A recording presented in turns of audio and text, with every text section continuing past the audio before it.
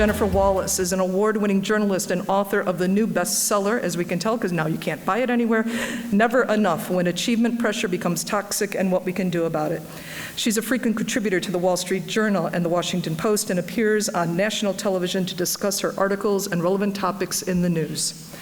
After graduating from Harvard College, Jenny began her journalism career at CBS's 60 Minutes, where she was part of a team that won the Robert F. Kennedy Award for Excellence in Journalism. She's a journalism fellow at the Center for Parent and Teen Communication at the Children's Hospital of Philadelphia. She also serves on the board of the Coalition for the Homeless in New York City. Denise Dubrovik, who's probably familiar to many of you here in the room, is the Winnetka campus principal and assistant superintendent of New Trier High School, District 203.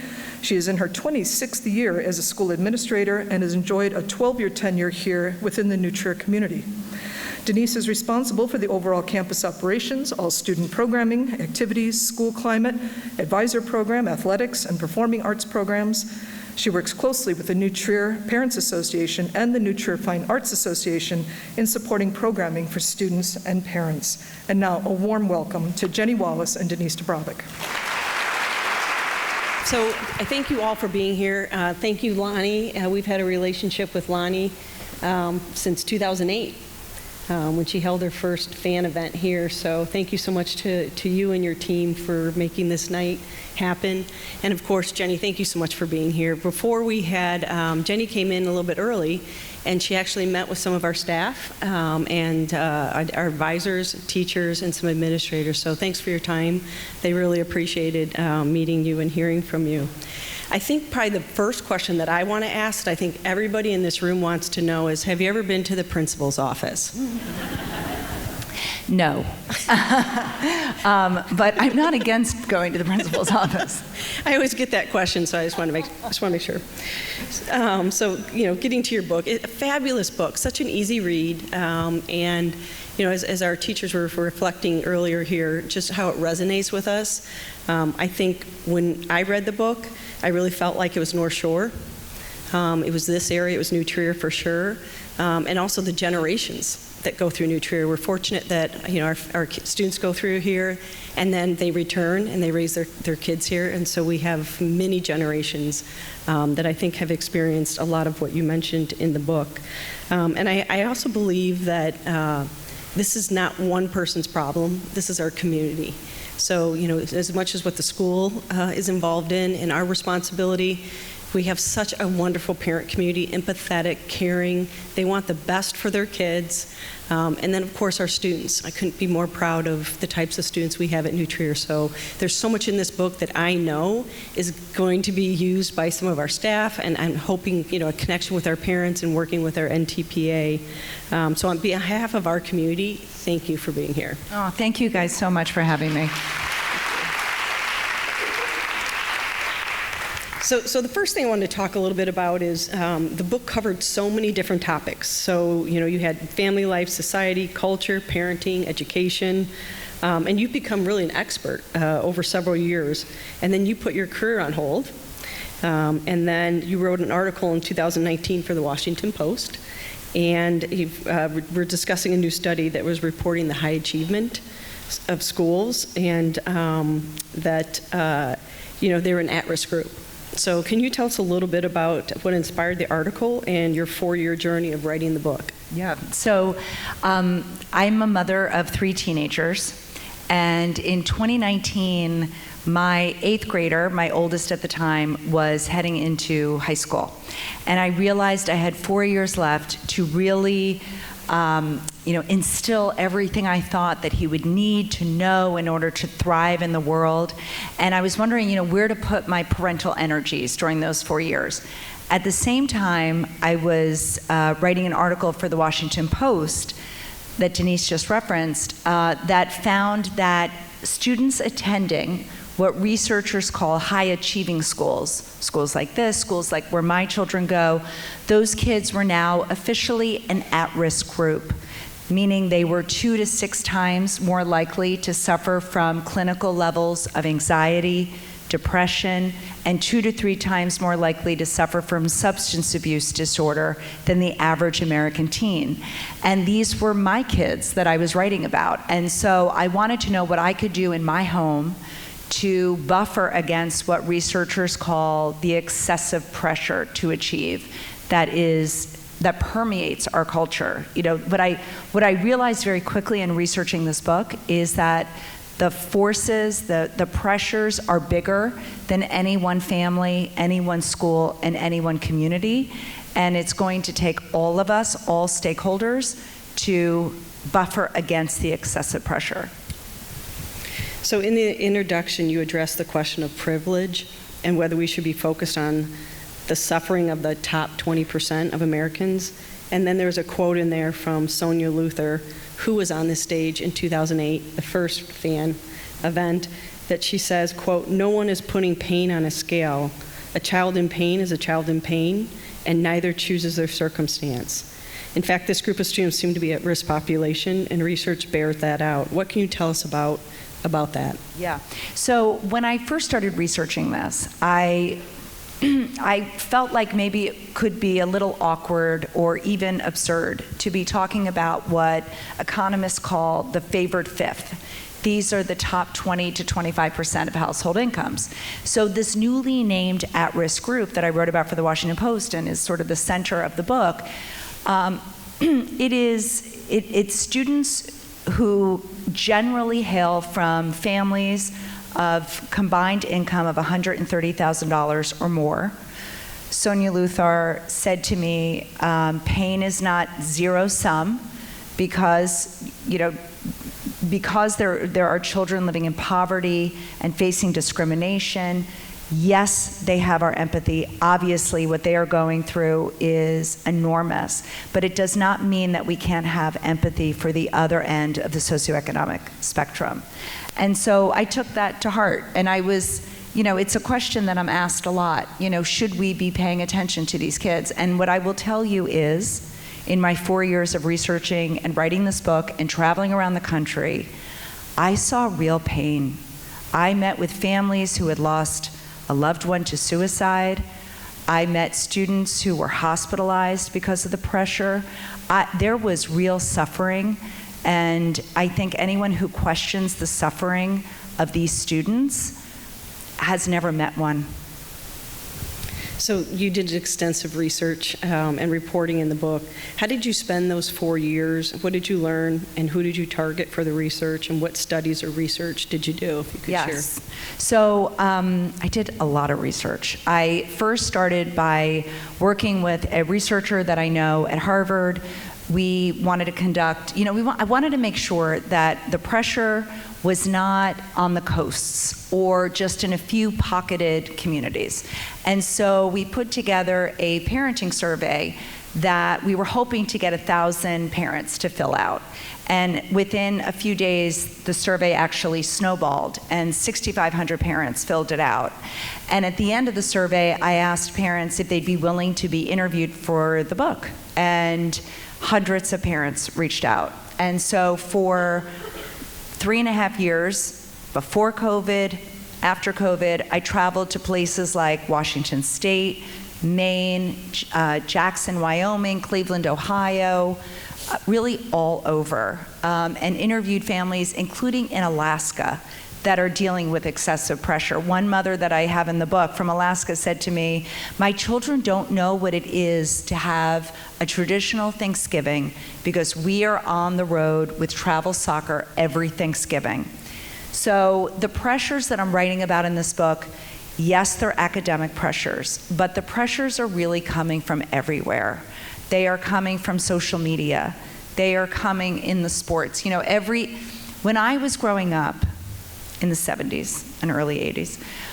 Success was important. I was a high achiever, but it didn't define me the way achievement seems to be defining so many children today, or at least they're thinking that it defines them. And where achievement, I think, has become toxic is when our sense of self, our developing sense of self, which happens, in early adolescence, roughly 7th grade, where we really start wondering where we fit in the world, who are we?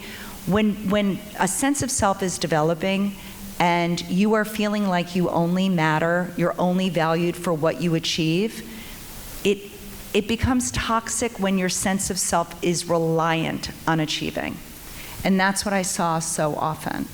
So we want to get to some solutions because I think that's very important, but I really want to discuss the problem here. So the question is, how did we get here?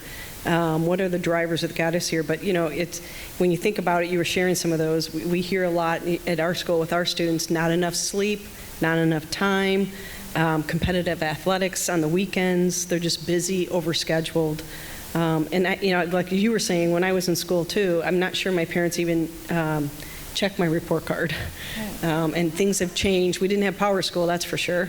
But and I talked to my friends, the same kind of thing. I think I grew up in a similar time as you. So can you talk a little bit about how we got here and why has the achievement pressure reached a boiling point? Yeah, so I wanted to know that too. So when I was growing, in the book I outline a few reasons why, but the narrative that really struck me and stayed with me was the economic story and how the economic story has changed from the 70s and early 80s when I was growing up. Life was generally more affordable. Housing was more affordable, healthcare was more affordable, higher education was more affordable, everyday items like food were more affordable. There was slack in the system. So a parent could be relatively assured that even with some setbacks, even with a few bad grades, their children would be able to recover and replicate their own childhoods. Because that's always been the American dream, right? That every child should at least do as well as their parents, but really we expect them to do even better. But what modern parents today have seen is an ushering in of extreme inequality. We are feeling the crush of the middle class. We are absorbing the hyper competition that comes from globalization. And we are sensing fewer and fewer guarantees for our kids. And so what happens when you are fearful and anxious about the future, you are, whether you understand it as doing this or not, what researchers say is parents are absorbing these microeconomic forces, and it is coming out in the way that we parent. It is not intentional, but the job of a parent is to prepare a child for the future. But when the future feels so unknown, when we don't know what 50% of the jobs are going to be, now AI is on the scene, climate change, what are we preparing our kids for? And we are seeing the first generation, the millennials, who are not doing as well as their parents. And so parents are absorbing this, and in the words of researchers, becoming social conduits, sort of getting these macroeconomic forces and passing on these anxieties and fears to our kids. This is not to blame parents. We don't have social safety nets anymore. We don't have people, we as parents have to sort of individualize each child's safety net. That's what intensive parenting is. It's creating a safety net for each one of our children so that they could thrive. And I'll finish it up by saying, what really resonates with me is that I think modern parents, whether we're aware of it or not, and again, I'm the mother of 3 teenagers, so I'm right there in the trenches with you. We have bet big that early childhood success, getting our kids into a quote-unquote good college, will act as a kind of safety vest in an unknown economic future, right? As long as we can strap on that good college, they can go out into the unknown world and they can stay afloat. But unfortunately, what we are seeing and what the researchers are finding is that for too many kids, that safety vest is more like a lead vest, and it is drowning too many of our children. And just to be clear, every child going to high-achieving schools, it does not mean that they are suffering. It means that they are at risk. They are at risk of clinical levels of anxiety and depression. They are at greater risk of substance abuse disorder, not just during the high school years, but they have tracked kids into their 30s.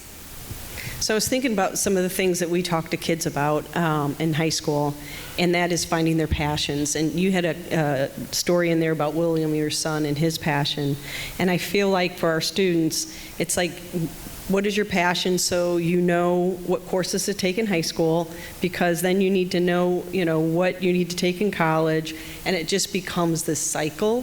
Could you tell us maybe a little bit how you're parenting and a little bit about William and his passion in architecture? Yes, this is a bad story. I'll tell it. So, before I wrote this book, I would feel these anxieties, not that I don't feel them anymore, but I at least now have context and I am able to pull back and stop myself. But in middle school with my oldest, I would always panic when it came time to put together his after-school schedule. I have 3 kids, but really I did not know what was it uniquely about him that would make him tick, that would really make him, get a passion and stand out. There was this travel soccer player kid, and there was the chess kid, and there was even a kid who liked archaeology in his class, and the mother had figured out an archaeological dig that he could go on, and I'm like, what latent talents am I neglecting in my own children? Because I felt like it was my job as a parent to find this, to foster it. And so I was like, you know what? He really likes architecture and design. He, when we go to new cities, he's always pointing out facades. And when we go into the supermarket, he's interested in the contraption that separates the plastic bags by the produce. And I was like, isn't this the kind of thing that really is signaling passion? And isn't this something that I should really pursue with him? And so I Googled up intro to architecture and design classes and started at the top. I called the Cooper Hewitt Design Museum, which is part of the Smithsonian, and also in my neighborhood, part of the Fifth Avenue Museum Mile. And I called them and I was like, do you have any classes for 6th graders? And they laughed, and I just kept going and kept going. And then finally, a school did bite. And it was the kind of school that I envisioned that was probably on top of a deli, calling themselves a school, but was probably just a room. And the guy answering the phone was like, it's really for upperclassmen in high school and college students, but if you sit next to him in class and make sure that he pays attention and he's not disruptive, he can take the class. And I was like, awesome. So William walks in the door that day, and I'm like, guess what? I found a class for you in architecture. And he looked at me, and he was like, Mom, I like architecture. Please don't ruin it for me. Does he still like it? He does. I don't know that he's going to be an architect, but he still likes it. And he does not like when I put my mom scent on it. This is his thing. This has nothing to do with achievement. Everything, I think, as parents, in my parenting survey, I asked parents if they felt personally responsible for their children's academic success. Now, I don't think our parents did, but 75% of the parents I surveyed said that they felt responsible. Then I asked them, do you believe that other parents in your community believe that you are responsible for your children's academic success? 83% of parents felt that. So it's not only that, we're nervous about our kids' future, but we're also feeling watched by all of these parents who are saying, why aren't you doing more? Why aren't you fostering this passion? So there is a contagion to this. So kind of going along those lines, in the national survey that you conducted, the vast majority of parents responded that getting their child into a selective college was the most important ingredient for later life happiness. Yeah. And so, what does that tell us about how success is being defined? Well, I think it's telling us a lot about the economic story. I think it is also, when you live in a community like mine, like yours, where there, especially from a children's viewpoint, there is a narrow definition of success. And when you talk to kids about what does success mean and what does success mean to your parents, I did a 500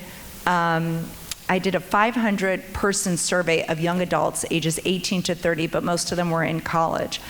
And I said to them, I was essentially trying to get to the fact that did they feel like their own personal success at school made their parents like them more, value them more, and love them more. And this was really hard. 50% of the 500 young adults that I surveyed said that they thought their parents loved them more when they were successful at school. And 25% of them said they believed this a lot, which was the highest measure allowed on the survey. So, I could really go deep on this. Okay, so, I'm gonna go deep here because this was something that I found fascinating. So again, I live in a community that has a lot of material success. And I do believe that my children believe that that is what success is. We sort of have a cultural thing that wealth equals well-being. It's sort of understood that in America that, of course, if you're wealthy, there's well-being attached to it. That's actually not the case. And actually, when you dig into the research, which I did, and I found this fascinating, it's research on materialism, values. It was research on values and how your values impact your well-being. So researchers have found that roughly we all have about a dozen core values. No matter where you live in the world, you have these dozen core values. And researchers split it into extrinsic values and intrinsic values. And depending on the environment you are living in, certain values are activated. The environment you're living in, whether you're on your smartphone, when you go into the mall, your extrinsic values are activated. That is your, love of material goods. Also, career success is considered an extrinsic value. And they are at odds with intrinsic values, which are, I want to be a good citizen, I want to be a good friend, I want to be a good neighbor, spirituality. And what I didn't understand is that values operate like a zero-sum game. So the more time and energy you spend pursuing career goals, material goals, the less time you have in your life to pursuing the intrinsic things that you value. And here's why that matters. Because there is very strong evidence that links extrinsic values to poor mental health and well-being and substance abuse disorder. And there is lots of research that points to intrinsic values leading to the well-being that we want for our kids. And it's not that we living in these communities have bad values.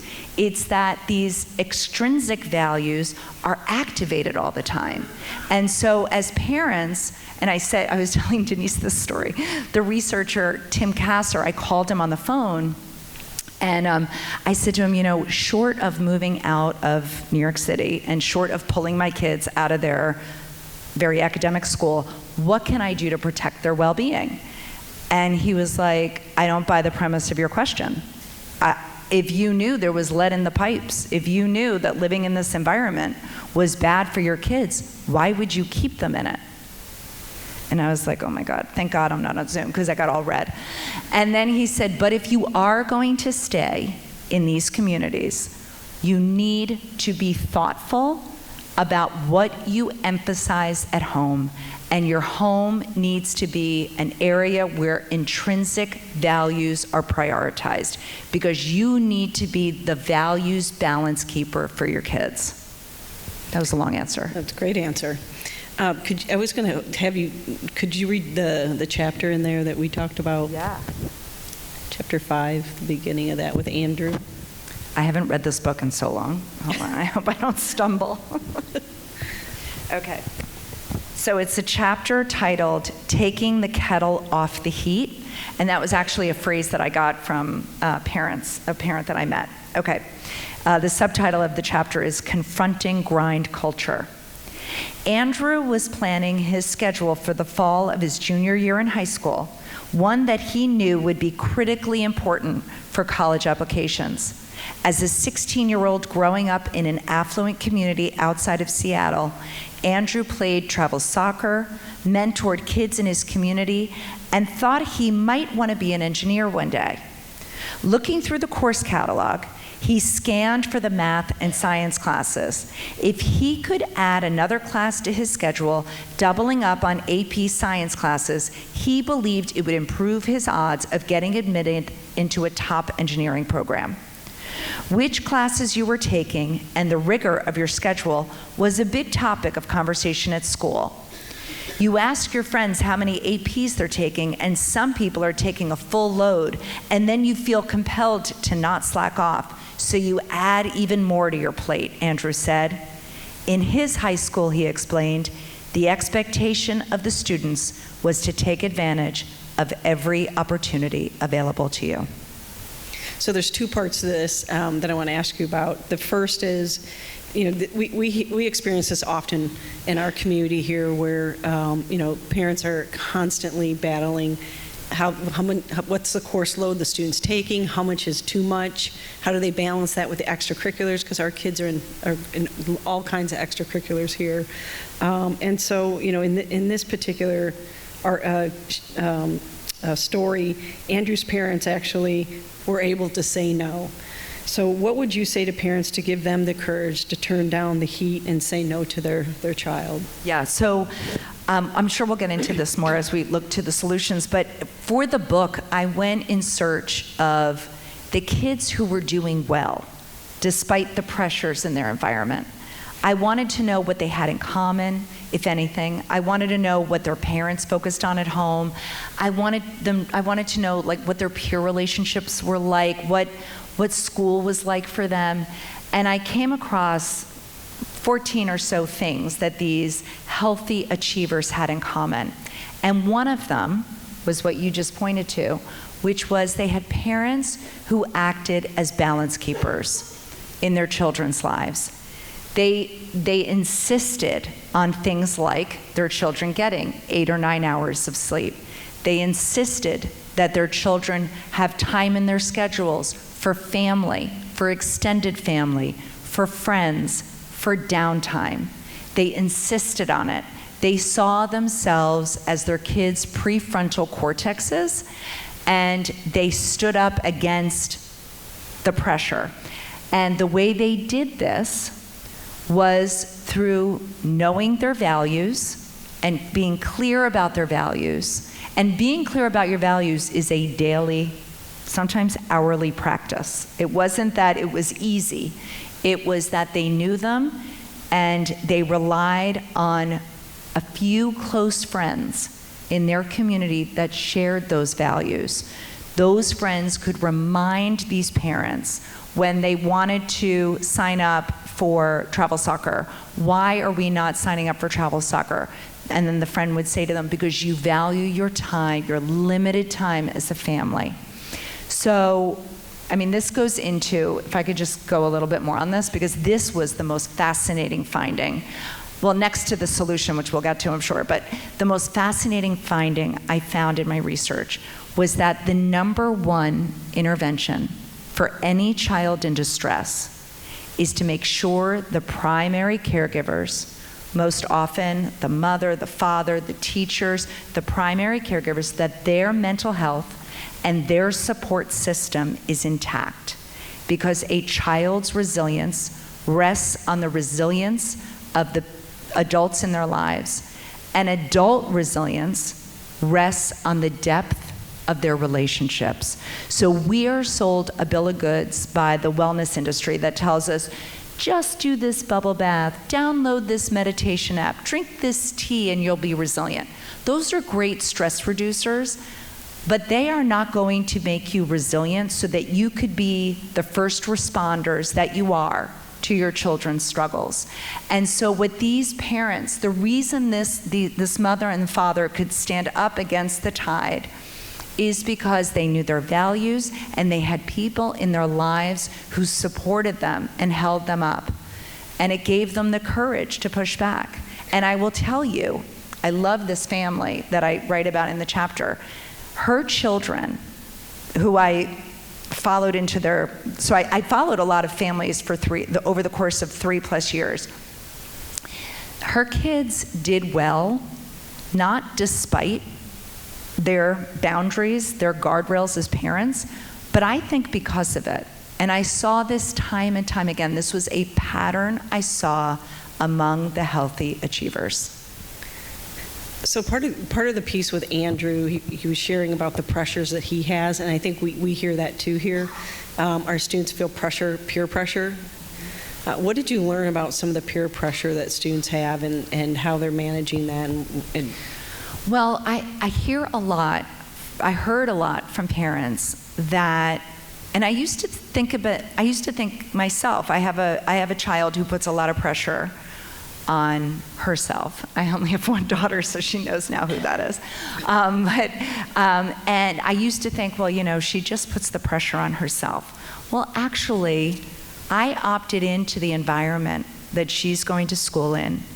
I put her in this pond, and it is my responsibility to buffer against it, to create a haven at home from the pressure, to be the buffer. So yes, our kids are putting this pressure on themselves, but really they are trying to keep up with this ever narrowing definition of success that really is not success at all.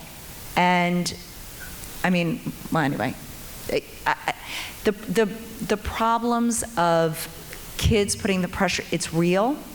But I think as parents, we have to step back and we have to say, where are those pressures coming from? Even if they're not coming from our own home, because I was not pressuring my kids. I was doing the research. I was doing the work.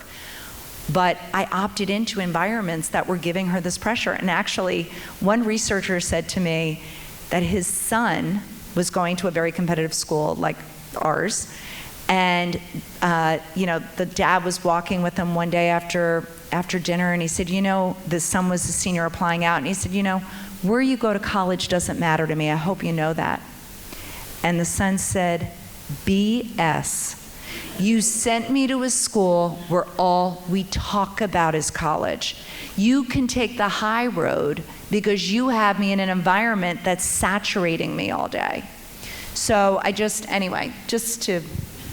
Yeah, I think, being in a competitive school like New Trier here, we know that for our students, it's even getting more selective for the college application process and getting admitted. And so, what did you learn with some of these families about these students that are worried about that aspect of it and how they managed it? Yeah, I think in my house, I have a senior, and I think the fact that colleges, that the selectivity has become so bananas that how could our kids think it's about them when they don't get in? So the way I talk about it in my home with my senior is that you've done really well. You've studied, you've worked hard, you have the grades, you have no control over what the priorities are of these colleges, what they're looking for. And I hope you understand this is not personal. And I have a chapter in the book, this chapter, the Confronting Grind Culture, and I have a whole section called Reject the Premise that I had him read. And Reject the Premise is rejecting the idea that where you go to college determines your well-being, success, and career and financial success, because it's just not true. And I will tell you, I did not know that until I did a very deep dive into the material. And I highly recommend reading that section, but even more, going to a website, Challenge Success, and Google up Denise Pope white paper, Fit Over Rank. And she has written a white paper that was extraordinary to read. And then I went and I pulled all of those studies that she talks about, and I went deep into it myself.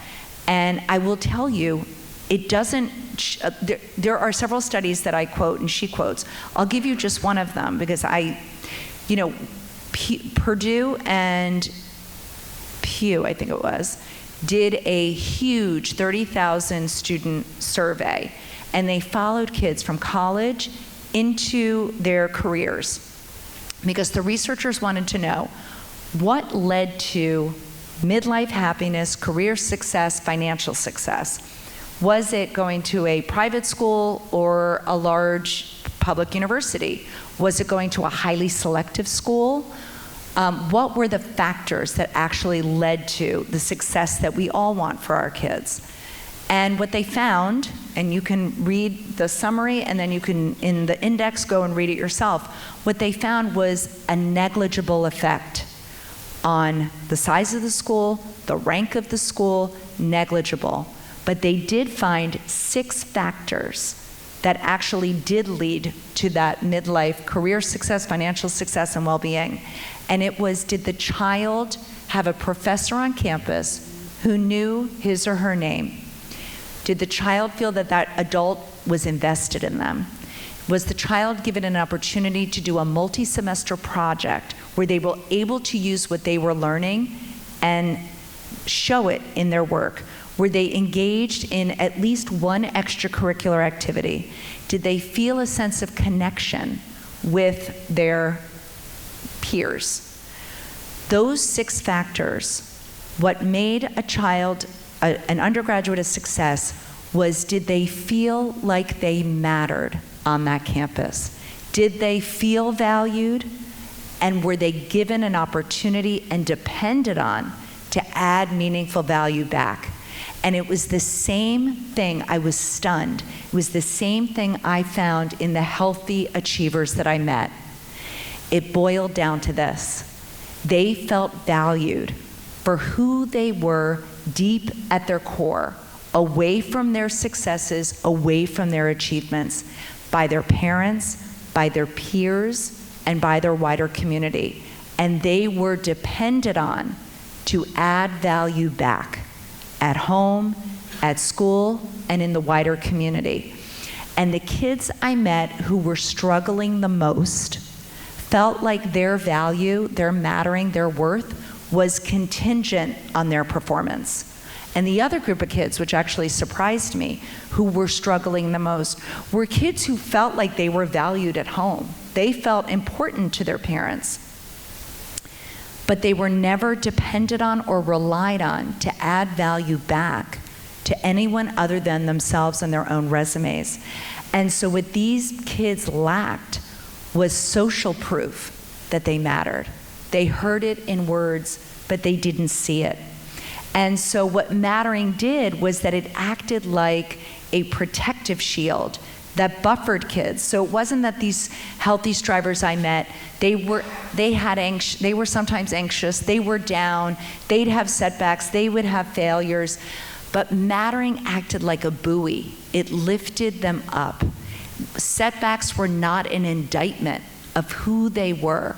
And so they were actually able to reach for higher goals, because if they failed, they knew that they still were loved and valued, that their value wasn't contingent. So what is your definition of mattering? Yeah, I'm so glad. Okay, so mattering to me, it's changed my life and changed my parenting. And so mattering has been around since the 1980s. It was first conceptualized by Morris Rosenberg, a legendary psychologist who brought us self-esteem. And what he was the one who conceptualized the idea of self-esteem. And what he found in the youth that he was studying in the 1980s was that kids who enjoyed a healthy level of self-esteem felt like they mattered to their parents. They felt important. They felt significant. It's been studied since the 1980s by researchers all over the world. And the research on mattering has really picked up in the last half dozen years or so. And you know, what researchers are finding is that mattering matters across the lifespan. It particularly matters in adolescence, when children are developing their sense of self, to be able to develop a strong sense of who they are, and that it is separate from their achievements, that they have internal worth. It also matters throughout life. I mean, it matters a lot in retirement, another time when our mattering could very much be in flux, when we no longer, when we wonder how we add value. So this idea of feeling valued and being dependent on to add value, that is the secret sauce of the healthy strivers. So in that same chapter 4, you interviewed Savannah and her mother. Which one? Chapter 4. Yep. Mattering Rest on Your Own. And it discussed the common reluctance of adults asking for help. Yes. And in the book, you noted high achievement culture discourages it. Could you talk a little bit about the concept of never worrying alone? Oh my gosh, this idea has changed my life. It was a concept that I read by Ned Hallowell, who's a psychiatrist, and he wrote a wonderful book, if you haven't read it, called The Childhood Roots of Adult Happiness. And he just mentions it briefly in the book, and it struck me. And he said, what he would say is the most important thing for our kids to know, and we as adults to know, is that we should never worry alone. And so what does that mean to not worry alone? In the last several decades, along with this economic story, there's also this story of hyper-individualism, stoic individualism, this pull yourself up by your own bootstraps. By the way, have you ever tried to do that? Because it's literally impossible. I tried it. I wanted to know, you can't pull yourself up. So anyway, I don't know how that became a thing. So what I found among the healthy achievers was that they didn't have this stoic independence. What they had were what I call the skills of interdependence. They knew how to rely on others and how to have others rely on them in healthy ways. And they did this by watching their parents modeling this healthy interdependence. It's not that the parents I met in these high-achieving communities didn't have friends. They did have friends. But what I saw time and time again, and what I heard in the interviews, was this deep sense of loneliness. And the loneliness that they were describing was, as one mother said it, we're all sort of siloed in our own individual hells in our homes. And, there are lots of reasons why in affluent communities that people are reluctant to reach out for help. But one reason is because as adults, we sometimes lack the bandwidth, and we sometimes lack the time in our schedules to schedule that time. It's not that we don't have friendships, it's that we sometimes don't take the time and the energy to invest in our friendships so that they could be sources of support for us when we need it. And what the researchers have found, there was a pilot study out of the Mayo Clinic, and this has been replicated, that what parents need, and teachers actually need, is 1 hour of deliberate time to connect with 1, 2, or 3 people outside of their homes. And the reason it can't be your partner in your home is because we are already overtaxed. That relationship is a one household village. It's already, we already have too many demands on the relationship. So what you need is to find people outside your home, 1, 2, or 3 people that you could turn to, that you invest in week after week for 1 hour a week, and that will shore up resilience, and it's what the research shows. So I was thinking about some of the experiences that we have and parents have with students, and when they're trying to work through the ACT, AP, testing, and they believe things will get better after. So it'll just get better after they take the ACT. It'll just get better after they go to college. What does research say about these? It's one and done. So this was a phrase that really hit home when I read it. It is by social psychologist Gregory Elliott at Brown, and he writes, "What gets in early gets in deep." And what he means by that is the mindsets, the behaviors, the habits of mind that are getting instilled into our kids will last with them. I mean, there are ways to recover from it, but the work is hard. And so if we can help instill a sense of mattering early, if we can give our kids that blueprint, that assurance that their value never fluctuates. There's actually, I'd love to tell a quick little story of a very wise mother that I met who told me what she does. She has 2 very high achieving kids, and they're very hard on themselves. And so what she did is what I call making the thinking around mattering visible. So when they come home with a grade that they're disappointed in, or they get iced out by a peer group or get cut from the team, she reaches into her wallet and she grabs a $20 bill and she holds it up and she says, "Do you want this money?" And they say yes. And she says, "Okay, hang on." She wrinkles up the money, puts it on the floor, crumples it up with her foot, dirties it up, dunks it very dramatically into a glass of water, and then she holds up this dirty, soggy, wrinkled bill. And she says, "Do you still want this money?" And the child says, "Yes." And she says, "Like this bill, your value doesn't change whether you feel knocked down, crumpled up inside, soggy and wet. Your value is your value no matter what." It is a countercultural message. It is one that I learned we must give our kids daily, reminders of their inherent worth. So the one other question I want to ask you here, we have about 5 more minutes. Social media, I have to ask that question. Yeah. Our kids, they have it all day long, every day, see everything. How has that impacted some of how kids are, reacting with stress and that, and what did you learn? Yeah, so boy, would I love it to just be social media. Oh my God, how great would that be if this was all just social media and we could just decide to take it all off their phones. Unfortunately, the research is pretty clear. It's not just social media. Yes, social media is a magnifier. It's certainly an accelerant. If you have a child that is wrestling with low feelings of self-worth, with excessive envy, with rampant social comparison offline, you can be rest assured they are using their social media in very unhealthy ways.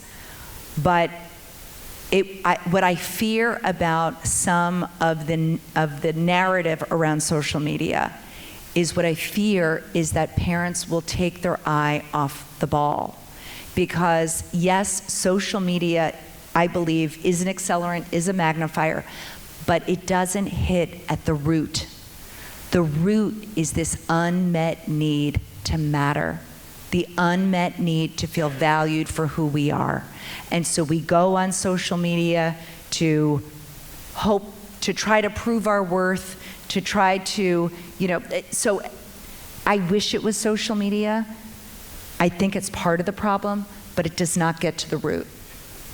So concluding here, so homework for parents, what do you think is one actionable item that they can take home to break the never enough cycle? Oh, so I asked this the first time I met with Sonia Luthar, who, as Denise said, was here. She's been studying resilience and this population and also children in poverty for 40 years. She recently passed away.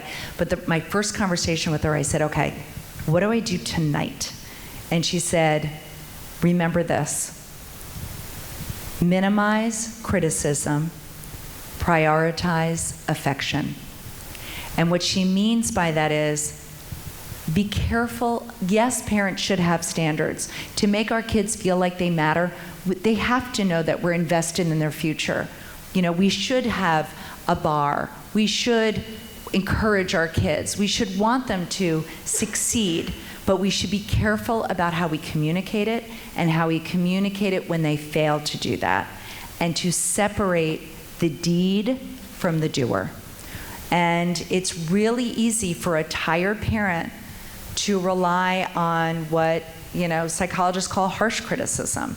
Your kid is goofing off and did poorly on a test, and you're like, "Oh man, why are you so lazy? Why were you watching?"